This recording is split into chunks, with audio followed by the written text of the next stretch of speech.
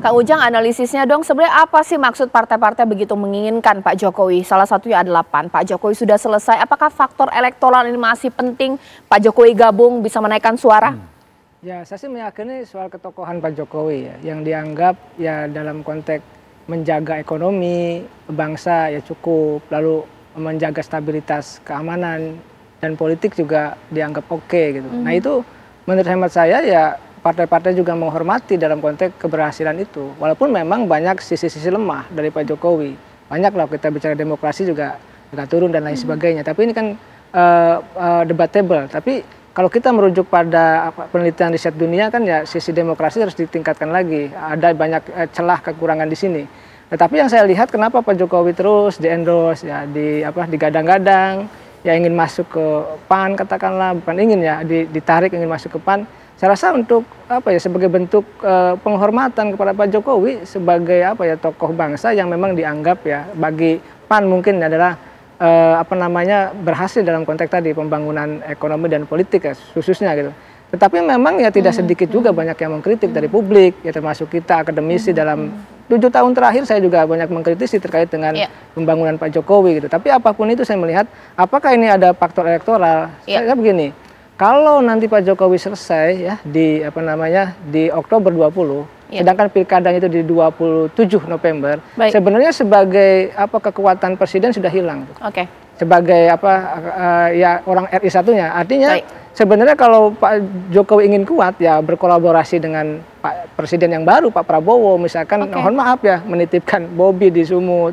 Karena kalau dalam konteks pengendali Republik ini ya RI 1 itu dia punya semua sumber daya manusia untuk katakanlah memenangkan pertarungan di pilkada begitu. Selain efek elektoral Bang Saleh Daulay ada juga yang menyatakan bahwa kayaknya mau minta jabatan menteri banyak ini karena kan bisa saja dengan bergabungnya Pak Jokowi langsung bilang kepada Pak Prabowo dapat paling banyak ini PAN ini seperti apa? Pertama kalau jatah Partai Amanat Nasional di kabinet yang akan datang itu sebetulnya hak prerogatif dari Pak Prabowo dan itu sudah disampaikan oleh Bang Zulhas.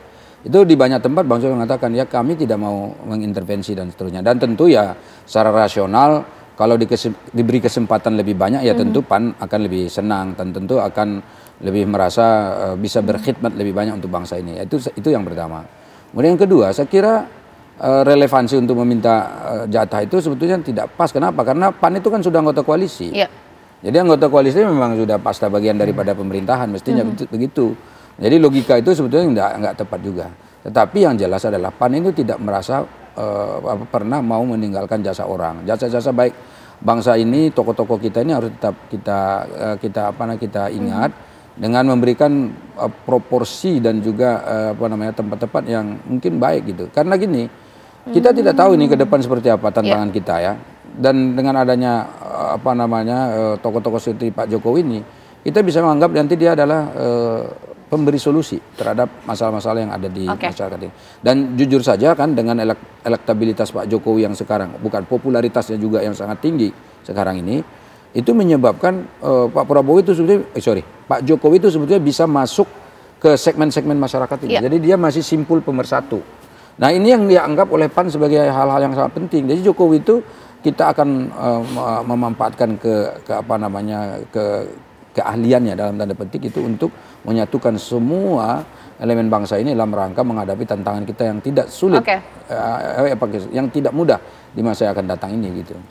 Mas Habib, ya mengenai jabatan menteri ya itu hak prerogatif Pak Prabowo, mengenai elektoral ya boleh saja, tapi PAN di sini ditegaskan ngajak Pak Jokowi karena tidak mau melupakan jasa-jasa. Wah, ini kalau PDIP seperti apa, Mas Habib? Jasa kan tidak bisa dilupakan. Kami memahami lah argumentasi Pak Saleh Daulay dan Partai Amanat Nasional. Kami sangat paham lah. Dan kami sebenarnya juga tidak bisa komentar karena itu wilayah betul-betul daulat Partai Amanat Nasional. Tapi tidak hanya PAN, mumpung Pak Jokowi sekarang ini berkuasa, apalagi juga putranya Mas Wali itu jadi cawapres, ya terus terang memuji habis-habisan Pak Jokowi dalam posisi saat ini, ya dalam common sense politik itu saya bisa paham kok ya. Saya kira tidak lebih dari itu, apalagi juga tadi ada momentum-momentum politik seperti penentuan kabinet, kemudian juga pilkada. Kita juga banyak kerjasama kok sama PAN di pilkada di beberapa daerah. Ya, ya. Jadi saya melihat itu argumentasi-argumentasi yang sangat wajar dalam dinamika politik saat ini. Ya mungkin ada durian runtuh terus berebut bareng kan juga bisa untuk bisa diklaim legitimasinya. Tapi itu sah-sah saja dalam dinamika politik. Apalagi mendekati berbagai momen politik seperti penyusunan kabinet, pilkada dan yang lain-lainnya dengan posisi kepopuleran Pak Jokowi yang cukup masih tinggi. Tapi sekali lagi bahwa ada hal yang berbeda antara PDI Perjuangan saat ini dengan Pak Jokowi pada saat Pilpres kemarin, dan kita melihat itu adalah sesuatu yang memang Pak Jokowi meninggalkan PDI Perjuangan dengan tidak mendukung calon capres dan cawapres PDI Perjuangan, dan itu adalah hak Pak Jokowi untuk berpindah partai, saya kira itu. Oke, Bang Saleh boleh tanggapi. Jadi begini sebetulnya ya, jadi kita juga harus memahami suasana kebatinan teman-teman dan saudara kita di PDI Perjuangan ya.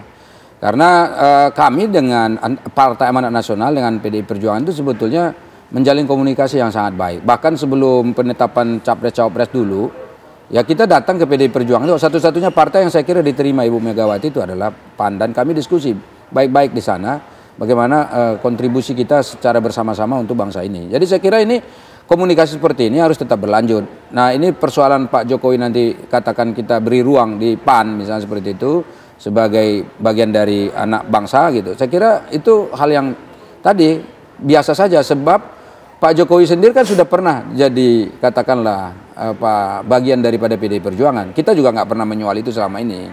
Itu biasa saja. Jadi karena itu ini ke depan ini lagi-lagi kerjasama kita lintas partai ini tetap harus kuat dan kokoh gitu. Karena yang kita pikirkan bukan hanya persoalan partai-partai tertentu saja, karena pilpres dan pileg ini sudah selesai.